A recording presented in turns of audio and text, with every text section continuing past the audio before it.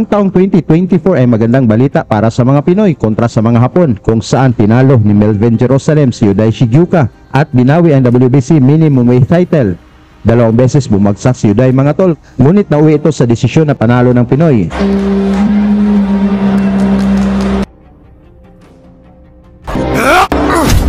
Sunod naman ay tinalo ni Pedro Taduran ang kapatid ni Yuday na si Jinjiro Shigyuka at binawi naman ang IBF minimum weight title nito sa pamamagitan ng technical knockout sa mga laban na nangyari sa Japan. Just Gilo is watching it out, ma'am. It's done. It's out.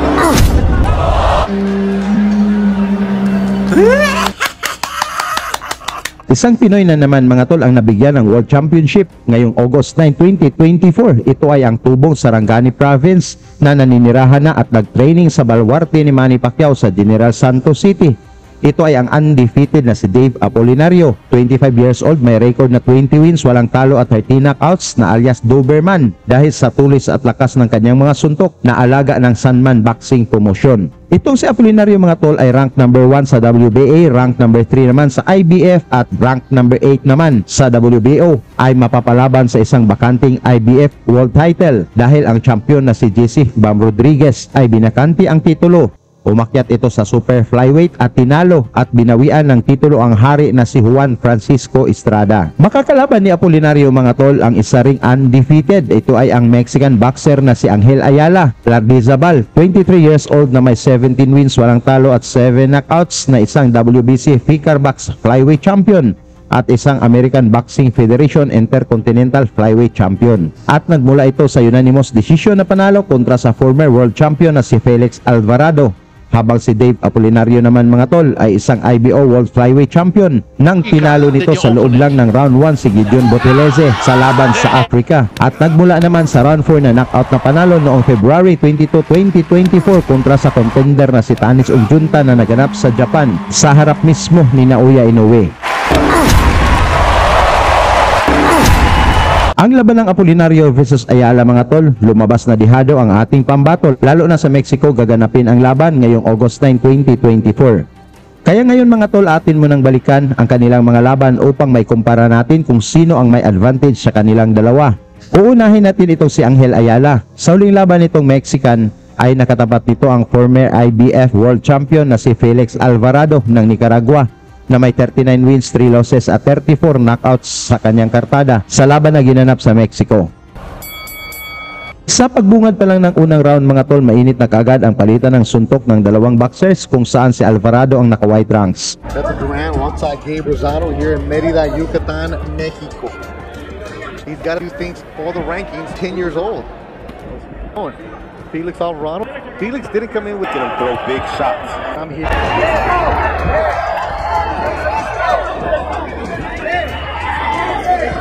Mula sa sulidong kanan ni Alvarado mga tol, bumagsak si Ayala ngunit nakatayo lang ito agad at lumaban. Ayala still unsteady. I don't care. Don't you dare call me a gatekeeper, Beto Duran. I'm gonna show you. He's able to land those big shots because Ayala's Alvarado in. Final set. Make him miss. He fire back. He slipped on the water. Sa pangatlong rounds mga tol, maraming suntok na ang naipatama ni Ayala ngunit solido naman ang mga naipatama ni Alvarado. League grows. It's scheduled for 12. With the espadas during the smart pressure. Yes, he is. He's out the third round. It's scheduled for 12. Water in the corner. That's what Alvarado will get. Combination with Ayala. Nice combination. Pretty close. Here you go, Beto Duran. He needs the distance. Trying to stay in the mix in the division. This is a lot of pressure. He's just not a fighter. He's a boxing promoter. Yep. He has his Gemelo Promotions in Nicaragua to put people together. I'm like, what are you doing? This is real boxing for you right here. Promotions in Mérida, Yucatan, Mexico. Pressing the action constantly. Good left hook with the right hand. Body shot right to the gut. Uppercut from Alvarado now. Did a good job with him. Sa kalagitnaan ng laban mga tol, agresibo pa rin ang dalawang boksingero na gustong ma-impress ang mga hurado. Ayala's punching power is enough. Maybe not, because he's just walking in. Yeah, he's not even acting like anything's bothering him. What a scrap alive from that. Flying now. Uppercut by Ayala. Followed with a couple of right hands. Nice 10th round of that. Right hand go. Now, what does that sensation feel like, Dave? Well, you know, when the hand's rolling, it hurts. This is fun. Felix Alvarado is coming at you 30 seconds to go in the round. Knows that everybody's against him. Sa round 8 mga tol, inatake na ni Ayala ang bodega nitong matigas na si Alvarado. Right in the center of the ring, Ayala keeps coming. He's 23. This dude is tough. It's also, when you're looking at a fighter, like, what do you have in you? Have you been tested hard? A solid play for Ayala. Nice look to the body. But this is Alvarado. It's right above us. Gabe Ayala landed here ringside with him. Alvarado is on the ropes. Ayala trying to close the round strong. Oh man, they're going back and forth. Toe to toe. This is what you want. Golden Boy Fight Night in the Yucatan. Oh man. Oh man. This is good. This is fun. Ayala. Dito sa round 10 mga tol, mas agresibo pa rin itong si Ayala na nagpakawala ng maraming suntok. This is Alvarado. To the body by Alvarado. Uppercut by Ayala. Followed with a couple of right hands.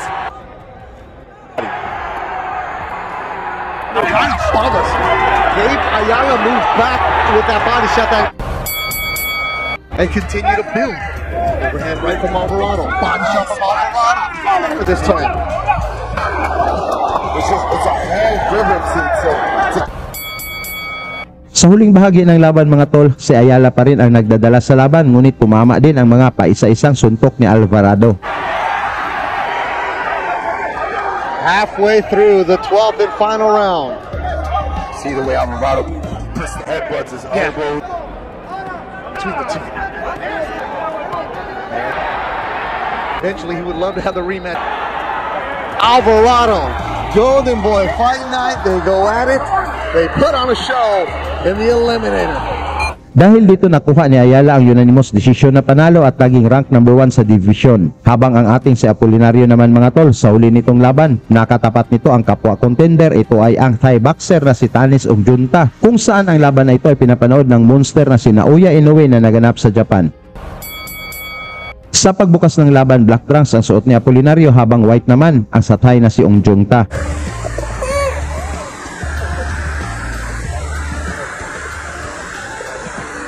Naging maingat ang dalawang boxers mga tol, kung saan parehong may power ang mga suntok.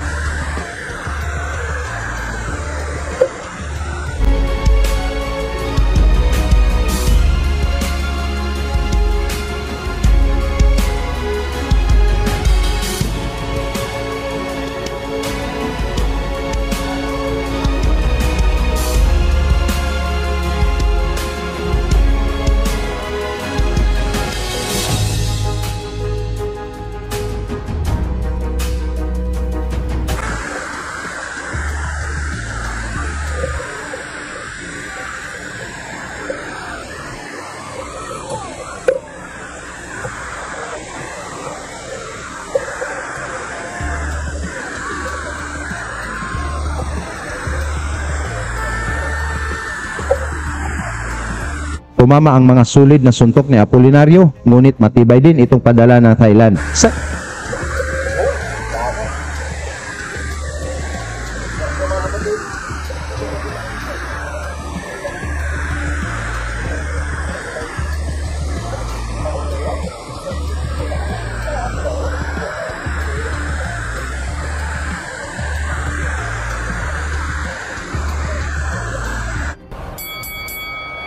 Sa ikalawang round mga tol, nagpakawala na ng mga malalakas na kombinasyon ang dalawang boxers na gustong makakuha ng impresibong panalo.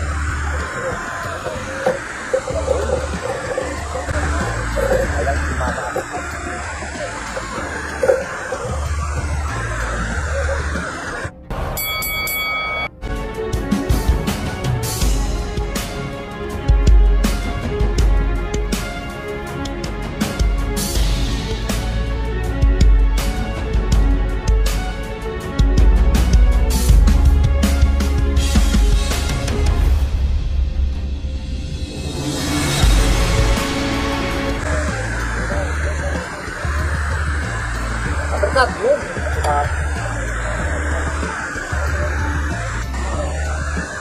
Good.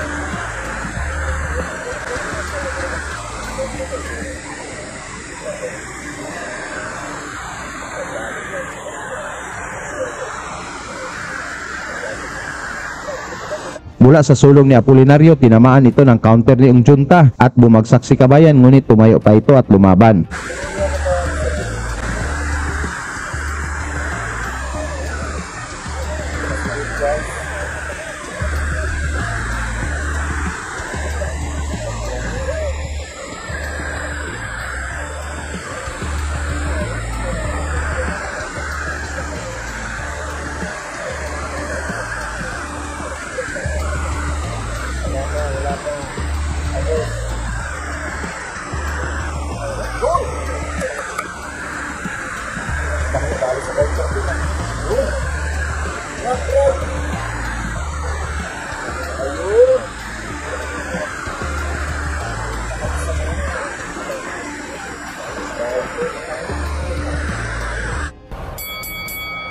Sa round 4 mga tol, gusto nang tapusin ni Apolinario ang laban, baka mauwi pa sa scorecards dahil sa sugat ng Thai boxer. Pansamantalang inawat muna ng referee ang laban mga tol dahil sa tumulong dugo sa mukha ng Thai boxer.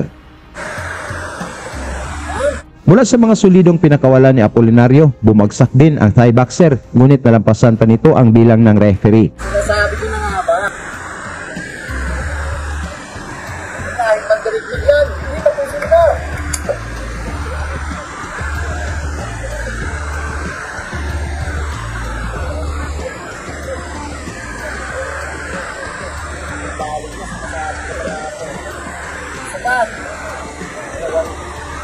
Mula na naman sa mabilis na uppercut ng Pinoy, masama ang pagbagsak ni Junta. Pinilit pa nitong tumayo, ngunit inawat na ng referee ang laban. Nakuha ni Apolinario mga tol ang knockout ng panalo sa round 4 at talagang napahanga dito ang mga Hapon, lalo na ang monster na si Naoya Inoue. Sa inyo namang palagay mga tol, sapat na ba itong pinakita ni Apolinario para maging world champion? Suportahan na lang natin si Apolinario mga tol sa kaniyang laban kontra sa Mexican na si Angel Ayala ngayong August 9, 2024 para sa IBF Flyweight title.